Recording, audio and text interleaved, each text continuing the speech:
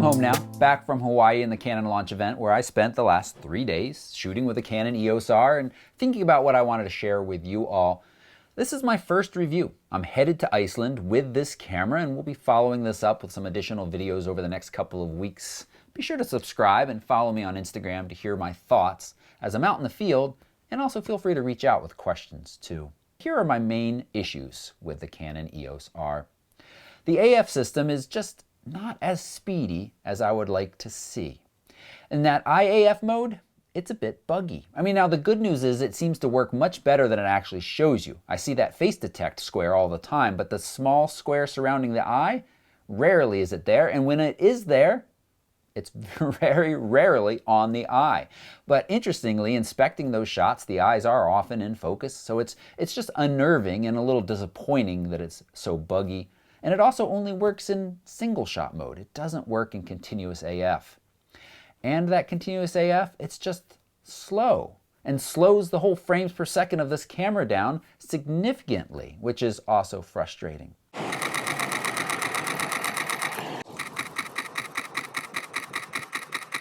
Even if you've got a fast card in that UHS-2 slot. And that buffer clearing that blocks the playback for several seconds. So again, this is just not the speediest of cameras.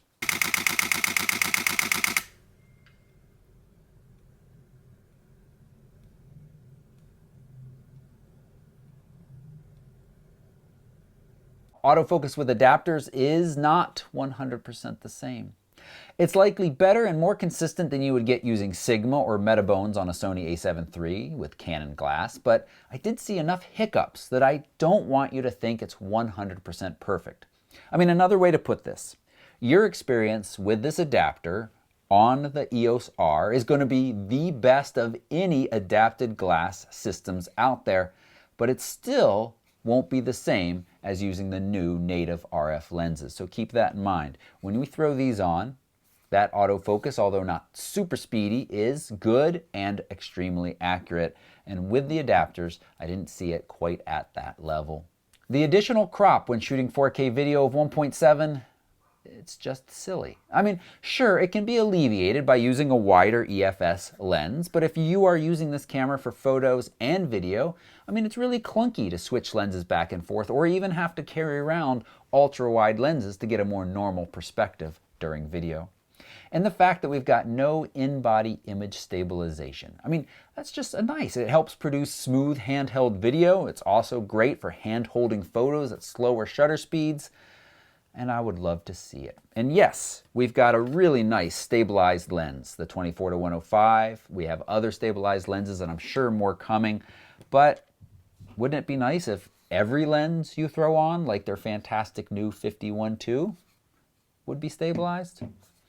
And then there's that multifunction bar. I mean, it shows promise, but I feel like it needs some more thought. It's a little clunky. I talked about that in my other video. I'll link that video below. And of course, also talked about that in video, but I want to mention it again, is the placement of the AF on button on the back here. It's just awkward and just disappointing for anybody who's serious about back button focus. Now, battery life is much better than the SIPR ratings. I easily got more than 800 pics on a charge, and it supports USB charging. That's awesome. So why am I putting this in the negative column? Because that USB charging, as far as I can tell right now, is only via a proprietary adapter that costs $190 and gets plugged into the wall. One of the most exciting aspects of USB charging, in my opinion, is being able to charge on the go. To charge my Sony, I can plug it into anything, even a USB battery stuffed in my camera bag.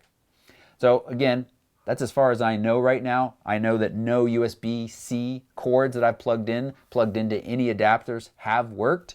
I'll certainly come back and update this video if I find out differently in the future. All right, so let's talk about what this camera has going for it. It's a Canon.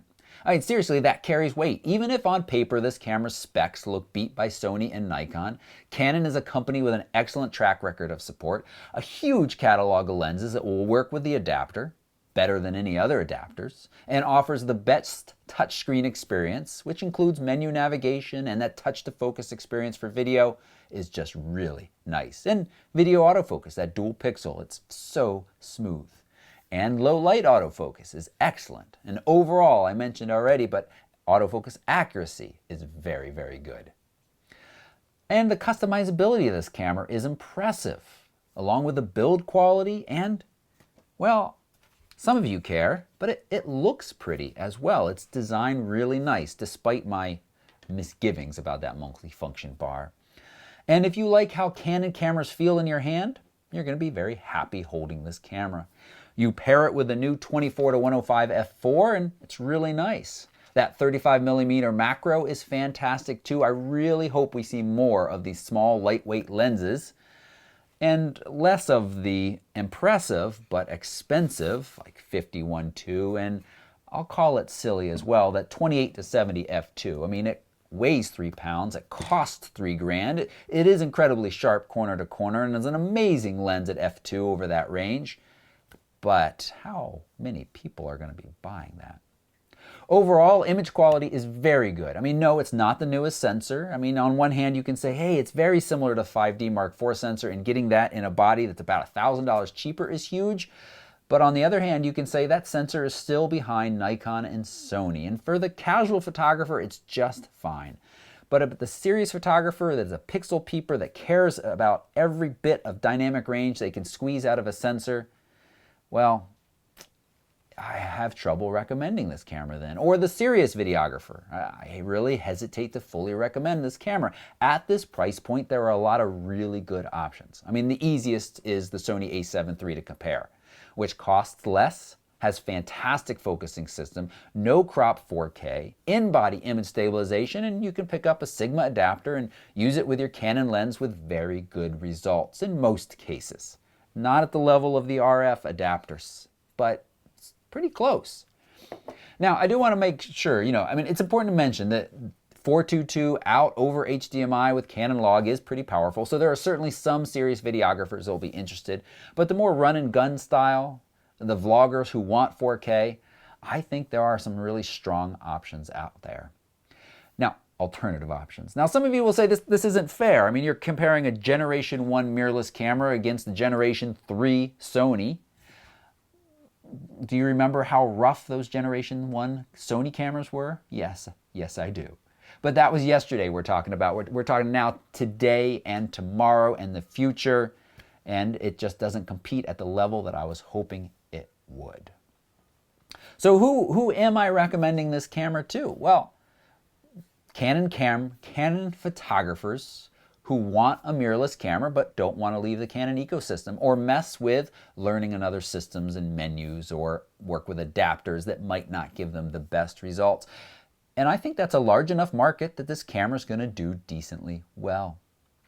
I've got links to purchase this camera down below this video. I also have a post that compares prices and weights versus a Sony a7 III setup, and I've got some sample raw files for you to download as well. If you appreciated these thoughts on the new Canon EOS R, give this video a quick thumbs up, and don't forget to subscribe for more content from Iceland with the Canon EOS R. And I'll just say this, in the time it took me to fly home, record that bit of video, unpack, pack, and fly to Iceland, Canon has announced that we've got a firmware update coming that's going to allow continuous autofocus with IAF enabled. That's huge. Speed up the continuous autofocus burst mode, and a few other features that solve some of my issues with this camera. If this firmware is as good as it looks on paper, this is significant.